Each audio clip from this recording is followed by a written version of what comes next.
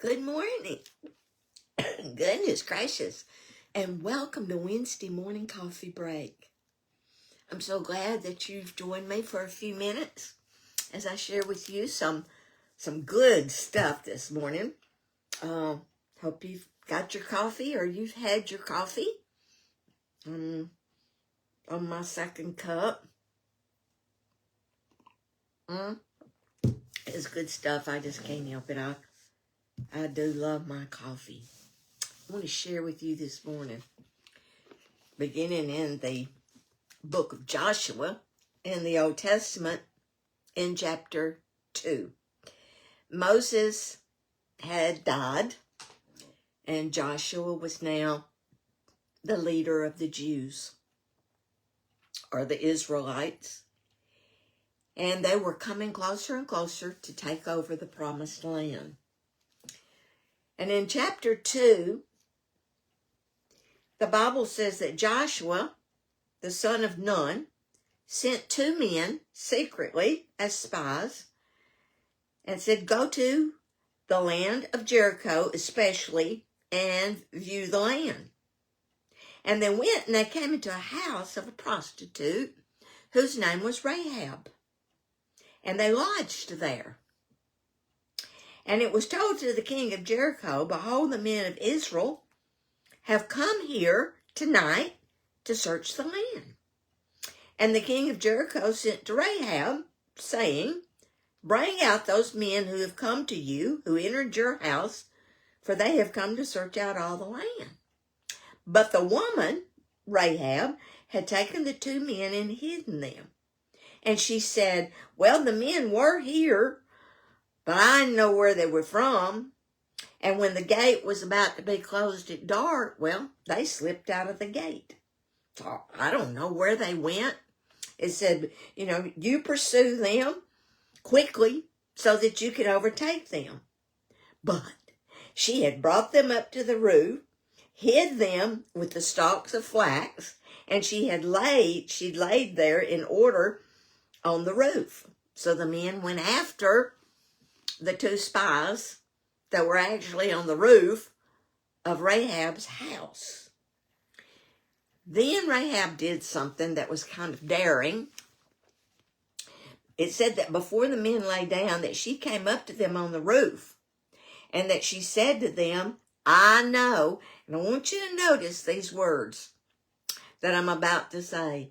She said, I know that the Lord has given you the land, and the fear of you has fallen upon us, and that all the inhabitants of the land melt away before you.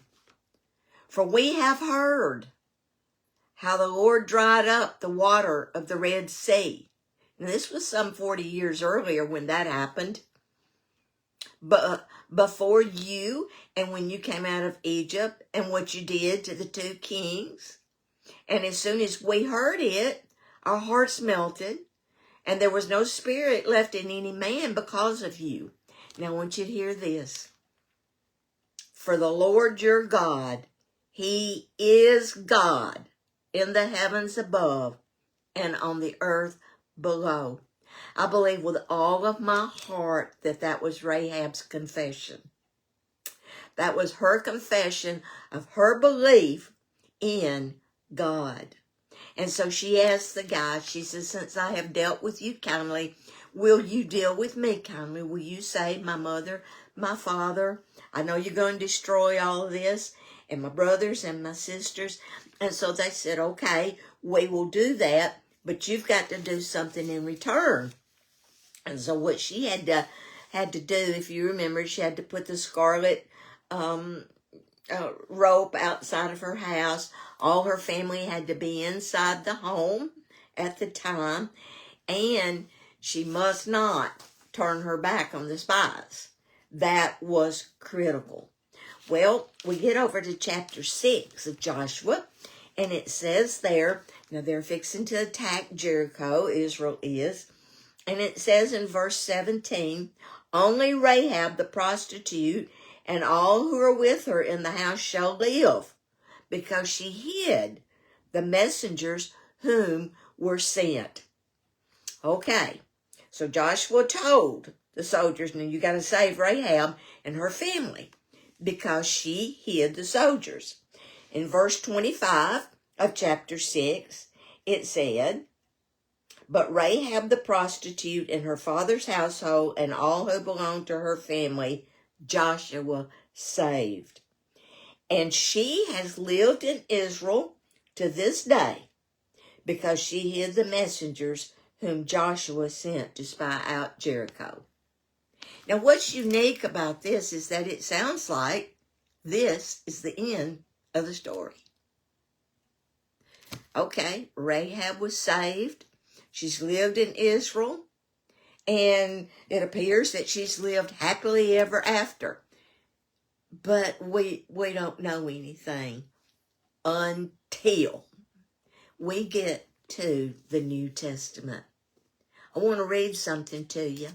I want to read to you something in Hebrews chapter 11. All the way over in Hebrews chapter 11. This is called the faith chapter. Some of you are familiar with it. In verse 31 of Hebrews 11, it says, by faith, Rahab, the prostitute, did not perish with those who were disobedient, because she had given a friendly welcome to the spies. All the way over in Hebrews. Now I want to read one more verse to you out of Hebrews, and then I want to show you something else. In chapter 11, verse 6, it says, and without faith, it is impossible to please him, that's God. For whoever would draw near to God must believe that he exists and that he rewards those who seek him. Now, what did I tell you? What did I tell you that Rahab said over in Joshua? She said, for the Lord your God is God in heaven, above and on the earth. And I told you that I believe that was Rahab's confession. You say, well, that sounds really good. No, I got something even better for you. Matthew chapter 1. The book of genealogy of Jesus Christ, the son of David, the son of Abraham. In verse 5, the Bible says, and Salmon, the father of Boaz, by Rahab. And Boaz, the father of Obed, by Ruth. And Obed, the father of Jesse.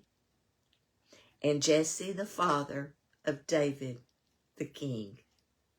I love this story of Rahab because Rahab believed and she was saved from the destruction of Jericho. And in James chapter 2, verse 25, the Bible says that Rahab the prostitute was another example of someone who had faith. She was shown to be right by God because of her actions. She hid those messengers and sent them safely away on a different route. Rahab, who was a Canaanite, a prostitute, is listed in the line, in the genealogy of Jesus Christ. She is also listed in Hebrews, in chapter 11, along with, this is called the faith chapter, she's listed along with people like Moses, Noah, Sarah, Abraham. God can change anybody. God takes us just as we are. He does the cleaning up. And he makes us new. And he sets our feet on a new path. I love this story. I love this story. Rahab is an example of what believing in God, having faith in God, can do to your life. I hope you have a wonderful Wednesday. And I hope everything works out for you today. Sun's shining finally. And got my coffee just like I said. Thank you guys for joining me. Share if you like. And I will see you next week on Wednesday Morning Coffee Break. Bye now. See you later.